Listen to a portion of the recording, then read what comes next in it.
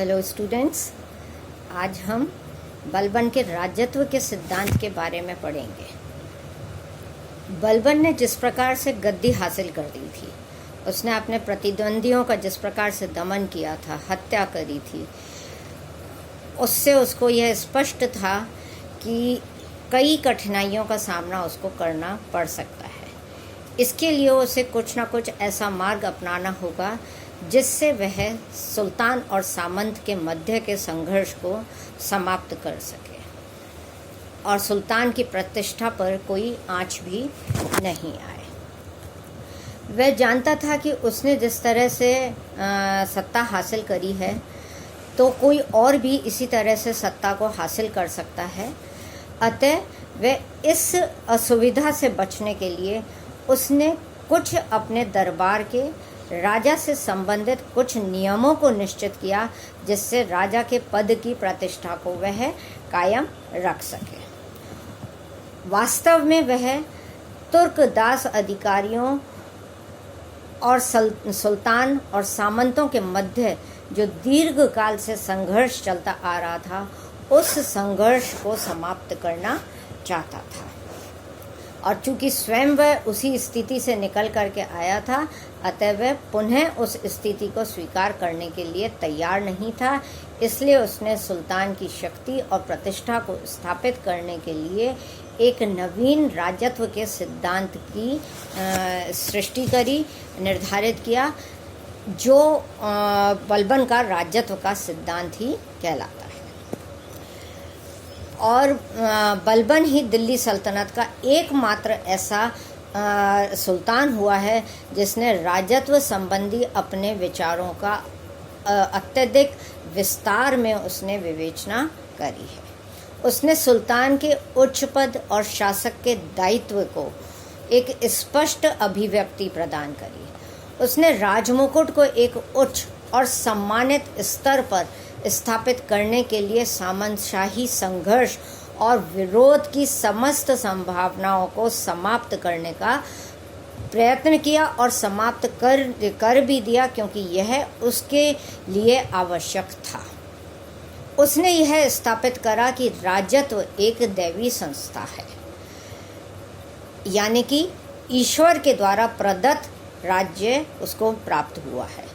यह वह इसलिए करना और भी ज़रूरी समझता था क्योंकि वह जिस तरह से इल्तुतमिश के वंशजों को समाप्त करता हुआ, उनका हत्या करता हुआ गद्दी को उसने हासिल किया था, उसके लिए ज़रूरी था कि वह अपने ऊपर लगे इस कलंक को मिटाए और लोगों के मन में यह विचार अच्छी तरह से बैठा दे कि राज्य उसी को प्राप्त होता है जिसको ईश्वर चुनता है। यानी कि उसने यह स्पष्ट कर दिया कि देव इच्छा से ही सुल्तान का पद प्राप्त होता है, किसी हत्यारे को यह पद प्राप्त नहीं होता है। यह उसकी स्पष्ट राजत्व के सिद्धांत से संबंधित विवेचना हुई थी। उसने अपने व्यक्तित्व के उस काले दाग को मिटाने की इससे चेष्टा करी थी। उसने यह राजत्व का सिद्धांत पूर्ण रूप से पर्शिया यानी कि ईरान से ग्रहण किया था और उसने समस्त वे सभी बातें अपनाने की चेष्टा करी जो ईरानी दरबार में पूर्णतः उसके समय में लागू थी। उसने राजत्व के उस सिद्धांत को अपनाया जैसे कि पर्शिया में अपनाया गया था कि वहाँ सुल्तान को अलौकिक और दैवीय गुणों से भरपूर माना गया था। और इसी के आधार पर ईरान का जो वंश था वह सार्सेनिक वंश कहलाता है, जिसको हिंदी में आप ससानी वंश कह सकते हैं। तो जिसके आधार पर ससानी वंश ने अपने साम्राज्यवादी साम्राज्य की स्थापना करी थी। तो उसने वही सिद्धांत अपने यहाँ पर अपनाया था। अपने राजनीतिक आदर्श के लिए उसने फारस के पौराणिक वीरों से प्रेरणा प्राप्त की थी और उन्हीं के अनुसार वह कार्य कर रहा था। जहाँ तक होता था वह उन्हीं चीज़ों का अनुसरण भी करने का प्रयत्न करता था। उसके राजत्व के सिद्धांत की कुछ एक विशेषताएं हैं, जिसमें पहला हम कह सकते हैं कि राज्य या राजत्व, राजा या राजत्व पृथ्वी पर ईश्वर का प्रतिनिधित्व करता है। और उसने उसके लिए ईश्वर के प्रतिनिधित्व के लिए उसने कहा था नियाबत खुदाई, यानी खुदा के द्वारा प्राप्त किया हुआ है। और प्रतिष्ठा की दृष्टि से उसने यह कहा था कि पैगंबर के पश्चात ईश्वर के रूप में राजा ही है जिसको सर्वोच्च माना जाना चाहिए। इसलिए राजा में ही ईश्वर का प्रतिबिंब देखना चाहिए। इस राजा को उसने जिल्ले अल्लाह का नाम दिया था। इस प्रकार से ईश्वर का प्रतिनिधित्व वह था। उसने कहा कि राजा जो है वह ईश्वर के द्वारा प्रदत्त गुणों से और दैवीय अधिकारों से पूर्णतया समृद्ध है, उसका हृदय उससे भरा हुआ है। उसने अपना राजसी दायित्व पूर्ण करने के लिए निरंतर अपने आप के लिए उसने यह प्रचार किया कि वह ईश्वर के द्वारा प्रदत्त और निर्देशित निर्देशों के आधार पर ही वह राज्य कर रहा है। उसका यह कहने का अर्थ ये था कि ताकि वह राजा की शक्ति का स्रोत किसी सामंत या किसी वंश या किसी व्यक्ति से नहीं होकर के वह यह स्थापित करना चाहता था कि राजा का अधिकार जो है वह ईश्वर के द्वारा ही या ईश्वर ही उसका स्रोत है। तो इसका मतलब सामंत और जनता जिनके द्वारा चुनकर के बना है या जिनके ऊपर वह शासन कर रहा है, उनको उसने अपने और राज्य के बीच में से हटा दिया था। अब उसने कहा कि उसका कार्य के लिए वह सिर्फ ईश्वर के प्रति जिम्मेदार है। वह जो कुछ भी कार्य कर रहा है उसके लिए वह ईश्वर को ही जिम्मेदार मानता है, यानी कि वह जनता के प्रति जिम्मेदार नहीं था या जनता उसके किसी भी कार्य के लिए उसकी जांच नहीं कर सकती है, ना उससे कुछ उत्तर मांग सकती है। वह कहता है कि वह पूर्ण रूप से ईश्वर के प्रति जिम्मेदार है और वह जो भी कार्य कर रहा है वह ईश्वर के मार्फत ही कर रहा है।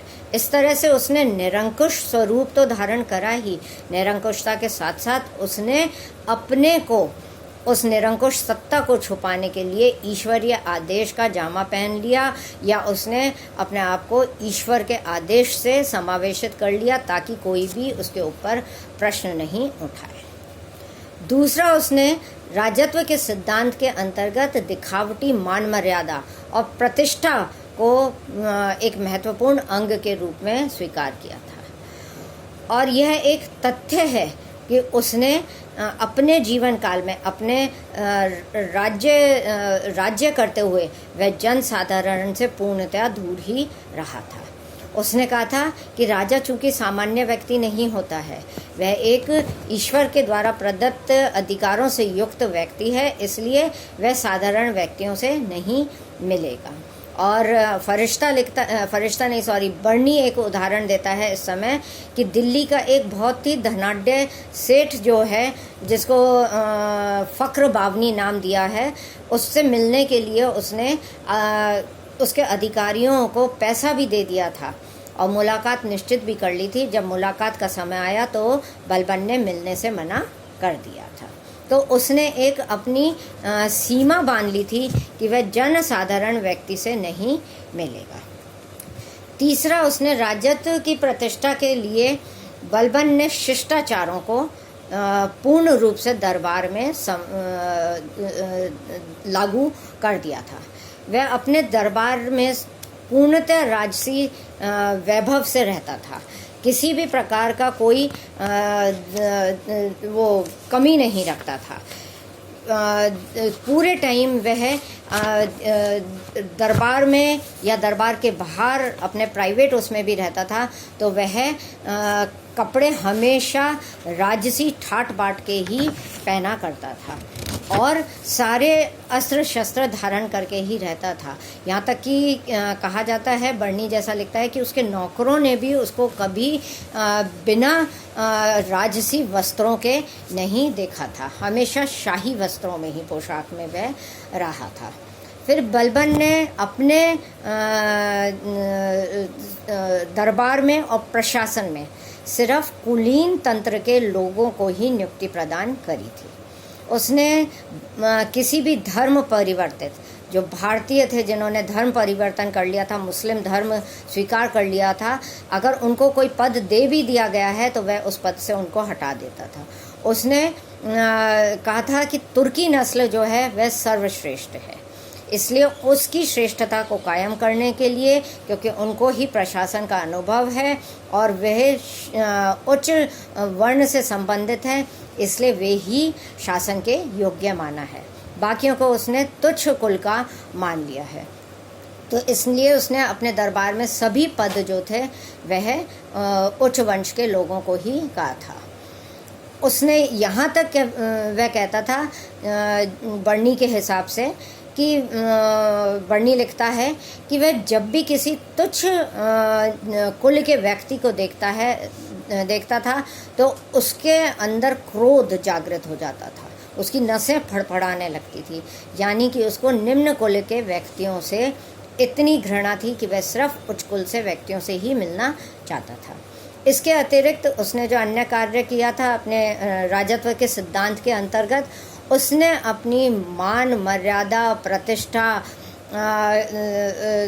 का जो एक बाह्य आवरण ओढ़ा हुआ था और जो प्रदर्शन करना उसने प्रारंभ किया था, उसमें उसने वंशावली को जोड़ लिया था, क्योंकि उसने स्वयं को वहाँ से जोड़ा था कि वह तुर्की वंश से संबंधित है और अपने को अफ्रसियाब जो तुर्क का उच्च नस्ल है, जो पौराणिक एक हीरो के रूप में है, उसके वंश से उसने स्वयं को जोड़ लिया था। तो वह ये कहता था कि क्योंकि वह उच्च वर्ण से संबंधित है, इसलिए उसकी प्रतिष्ठा ही अलग है और वह हमेशा इसी अहंकार में रहता था। उसने अपने समस्त अधिकारियों और उनके परिवारों तक की उसने जांच कराई थी कि वे कहीं निम्न वंश से तो संबंधित नहीं हैं। उसने सभी व्यक्तियों के जो भी उसके यहाँ अधिकारी थे, सरदार थे, उन सब की वंशावली रखनी प्रारंभ कर दी थी, नोटेड करनी प्रारंभ कर दी थी। और इसके लिए उसने दिल्ली में अधिकारी नियुक्त करे थे जो उसके समस्त अधिकारियों की वंशावलियों को बनाया था और किस खानदान से वे संबंधित है उसका पूरा ब्यौरा रखने का उसको जिम्मेदारी सौंपी थी और इस तरह का कार्य किया भी गया। नेक्स्ट, सुल्तान बलबन ने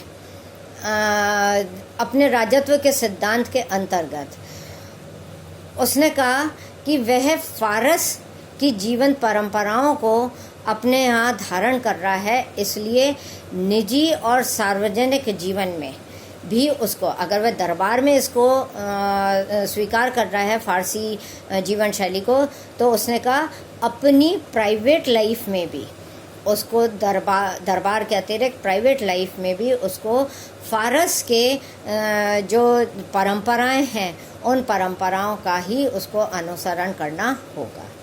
उसने अपने राज्यारोहण से पूर्व जो भी उसके पुत्रों का जन्म हुआ उनका नाम महमूद या मोहम्मद के नाम से उसने रखा था, परंतु उसके राज्यारोहण के पश्चात उसके पोतों का जिनका भी जन्म बाद में हुआ उनका नाम उसने फारसी व्यक्तियों और व्यक्तित्वों के आधार पर रखा था। जैसे कैकुबाद उसने रखा था, कैखुसरो उसने रखा था, कैकाउस उसने रखा था, जो कि फारस में इस प्रकार के नाम रखे जाते थे।